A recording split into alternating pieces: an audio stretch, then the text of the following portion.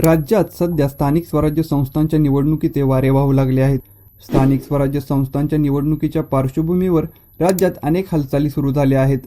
काही दिवसांपासून राज्यात काही नवीन समीकरणे होतील का अशी देखील चर्चा होताना दिसत आहे. राज ठाकरे आणि उद्धव ठाकरे यांच्या युतीची चर्चा देखील मागील काही दिवसांपासून होत आहे. त्याचबरोबर शरद पवार आणि अजित पवार हे देखील एकत्र येतील का अशी देखील चर्चा होताना दिसत आहे. त्या अनुषंगाने शरद पवार यांनी देखील एक वक्तव्य केलं होतं. त्यामुळे आगामी काळात दोन्ही राष्ट्रवादी एकत्र येतील अशी चर्चा होताना दिसत आहे. पण शरद पवार आणि अजित पवार एकत्र आले तर दोन्ही राष्ट्रवादीतील काही नेत्यांची कोंडी होऊ शकते. हे नेते कोण आहेत आणि त्यांची कोंडी होण्यामागची कारणे काय आहेत याबाबत जाणून घेऊया या व्हिडिओमधून. नमस्कार, मी AP आणि तुम्ही पाहताय मुद्द्याचं बोला. या नेत्यांमध्ये पहिलं नाव आहे ते जितेंद्र आव्हाड यांचं. राष्ट्रवादी एकसंघ असताना जितेंद्र आव्हाड आणि अजित पवार यांच्यातील अंतर्गत संघर्ष पाहायला मिळत होता. मात्र राष्ट्रवादीमध्ये फूट पडल्यानंतर जितेंद्र आव्हाड आणि अजित पवार यांच्यातील संघर्ष उघडपणे पाहायला मिळाला.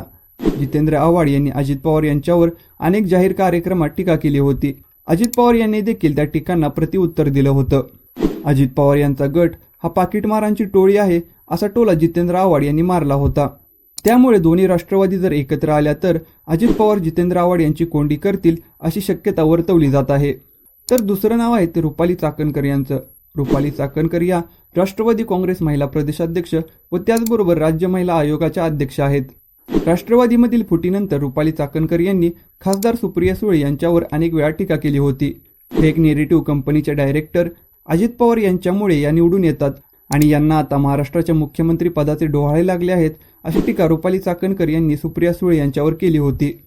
जर आता दोन्ही राष्ट्रवादी एकत्र आल्यानंतर सुप्रिया सुळे रुपाली चाकणकर यांची कोंडी करतील का हे आता पाहावे लागेल. तर तिसरं नाव आहे आमदार रोहित पवार यांचं. राष्ट्रवादीमधील फुटीनंतर रोहित पवार यांनी आजोबा शरद पवार यांना साथ दिली तर काका अजित पवार यांच्यावर टीका केली. लोकसभा आणि विधानसभा निवडणुकीत रोहित पवार यांनी अजित पवार यांच्यावर निशाणा साधला होता. पवार कुटुंबाचे नेतृत्व आता रोहित पवार करणार की अजित पवार यांचे चिरंजीव याबद्दल देखील चर्चा आता सुरू झाली आहे. त्यामुळे आजोबा शरद पवार आणि काका अजित पवार एकत्र आल्यानंतर अजित पवार रोहित पवार यांचे पंख छाटतील का हे आगामी काळात दिसून येईल. चौथं नाव आहे ते धनंजय मुंडे यांचं. काही दिवसांपासून धनंजय मुंडे यांच्यावर अनेक टीका झाल्या आहेत आणि त्यांच्या मंत्रिपदाच्या राजीनाम्याची देखील मागणी विरोधकांनी केली होती.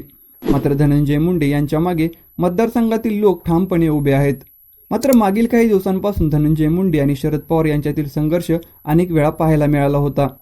मात्र आता दोन्ही राष्ट्रवादी एकत्र आल्यानंतर शरद पवार धनंजय मुंडे यांच्या संदर्भात काय भूमिका घेतात हे पाहावे लागेल. मंडळी, शरद पवार आणि अजित पवार एकत्र येतील का आणि एकत्र आल्यास या नेत्यांची कोंडी होईल का या संदर्भात तुमचं मत काय आहे ते आम्हाला कमेंट बॉक्समध्ये नक्की कळवा. आणि व्हिडिओ जर आवडला असेल तर अशा नवीन व्हिडिओ पाहण्यासाठी मुद्द्याचं बोला या YouTube चॅनलला सबस्क्राईब करा.